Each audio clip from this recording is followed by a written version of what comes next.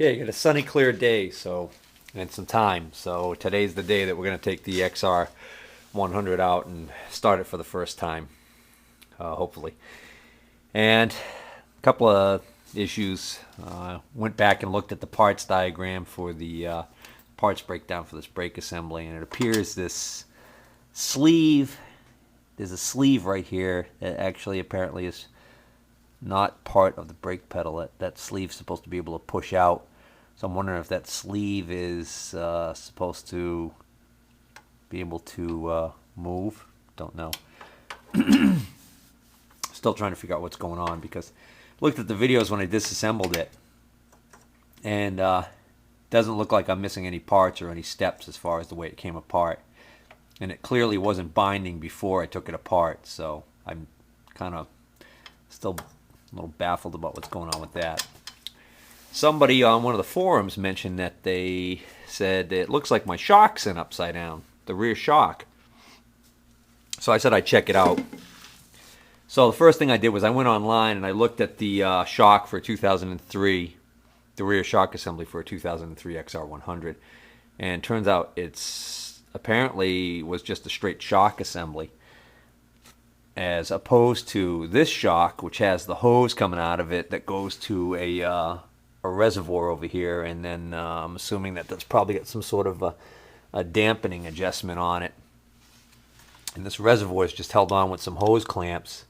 So I'm thinking this might be an aftermarket shock setup, that the original stock shock didn't have that that assembly, that remote damper assembly. And then the other thing about the shock that tells me it's not in upside down is the way it mounts. At the top, it's got this, the typical, what you see in a shock absorber type mount, kind of an eye bolt type of hole almost, that the bolt goes through, and that actually sits in between the two metal frame pieces here. I don't know if you can see it. As opposed to the bottom, which I'll give you a look here. The bottom actually has two flat metal pieces that kind of go over the outside of this suspension component right here. So the bolt goes through the shock part first and then goes through the mount there, as opposed to the top, it goes through the frame part first and then goes through the shock. So you can't put this on upside down.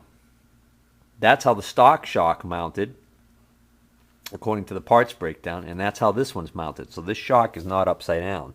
And again, the only thing that's unusual is, if anything, is that the stock shock does not show any remote hose that goes over to a reservoir over here, which is clearly what this is. So anyways, that's all I'm going to talk about as far as the shock goes. Well, this bushing is a press fit into here. It's tight. So I now believe that this bushing is supposed to pivot on the actual bolt, and that it's not a case of that this pedal's supposed to pivot on the bushing. Well, I forgot how heavy this bike is, so getting it up these bulkhead steps by myself is going to be a challenge. I got it pushed about halfway up and then realized that I can't get it all the way up there, so I'll have to rig something up. Alright, parked the quad, blocked the wheels with some wood, and put my come-along on the rear. So, got it hooked up to the front. Hopefully this will work. Well, that was working, but then as soon as I got the rear wheel up onto the ramp and I had excessive weight on there, the stupid quad started sliding back, the wood blocking and all. So what I'm going to end up now doing is getting that out of there and just putting the pickup truck there, so I got something much more solid to anchor to. Alright, now that ain't going to move. Well, I pulled the truck up some more, and so I could use this strap here, because the chain was kind of messing up my rubber boots here, fork boots. So I decided to use a strap and wrap it around higher up here on the fork tree. Well, it's slow going, but this is working. Whew. Holding the bike steady with one hand and working the come along with the other. Gets pretty tiring actually. But I got it up here. Well, this is the first time the bike's seen sunlight since the week before Christmas. So yeah, it's already almost the end of April. Alright, so let's see. Start procedure. Since this has never been started before, since the rebuild, the first thing I need to do is I need to loosen this little bolt right above the spark plug. This little bolt right here, you loosen this little bolt. This is an oil check bolt. This is very important. I'm going to start the motor, hopefully, and I'm going to let it idle, and we do not want to rev the engine at that point until we see a trickle of oil coming out from this loose bolt. If we see the trickle of oil, that will indicate that the oil pump is working and it is pumping the oil up to the top end. If we do not see the oil trickle, that would indicate a blockage somewhere in the oil circulation system, and we want to shut the motor down immediately to avoid any damage to the top end. So I'm going to go get the socket to loosen that, and in a moment we'll be starting her. Okay, I've loosened the oil check bolt. I'm going to reinstall my spark plug wire.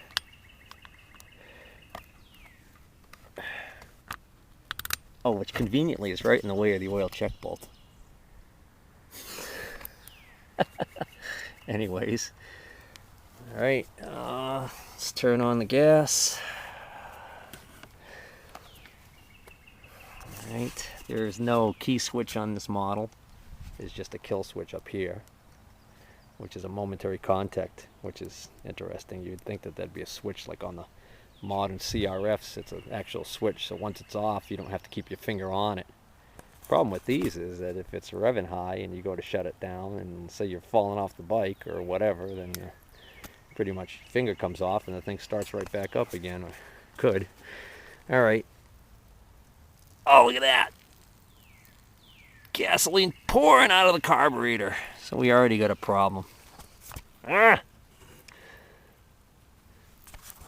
Now why would the float be sticking? Oh, I wonder if that... Oh, that's coming out of the fuel drain. I probably left that open on the bowl. Alright, let me get a screwdriver. Yeah, it looks like that was just loose.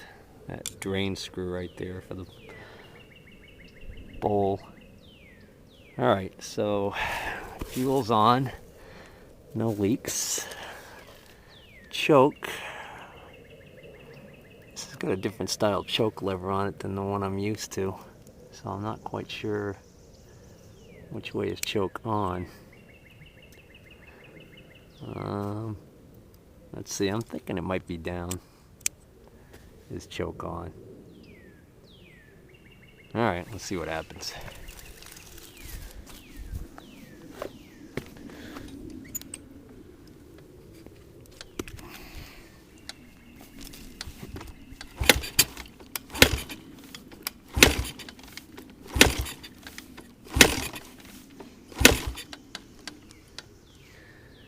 Come on, baby. Oh.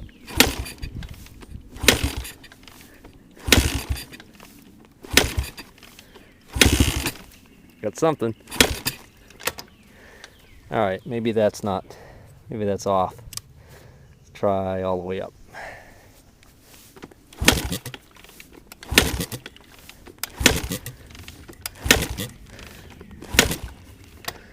Nope.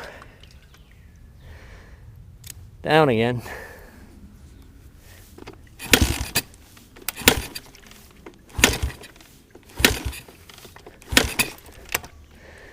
Backfiring a little bit, kicking back on me. Getting winded. That's better.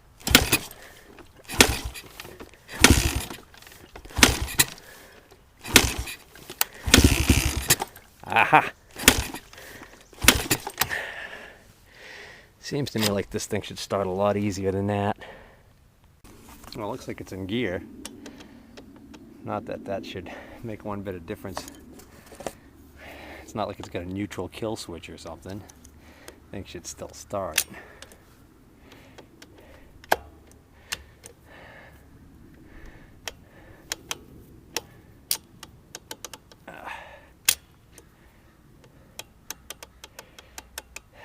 I have this thing in 5th gear. Must have. Alright, I gotta crank it over to get it out of gear. Alright. Now it's in neutral. Ugh.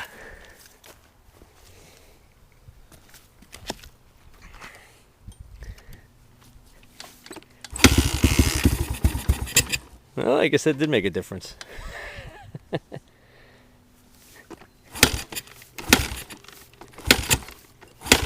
Come on. You bitch.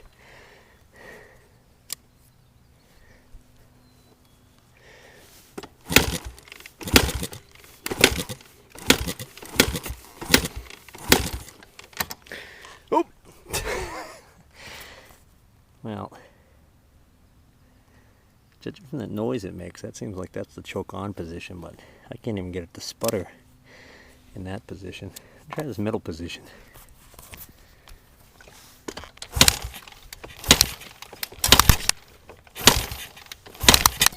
Nope. Definitely likes this position best.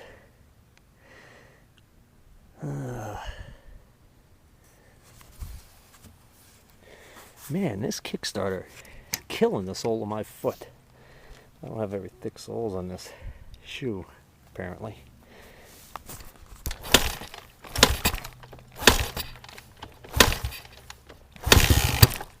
Ow! Kicked back and just wrenched my ankle. Piece of...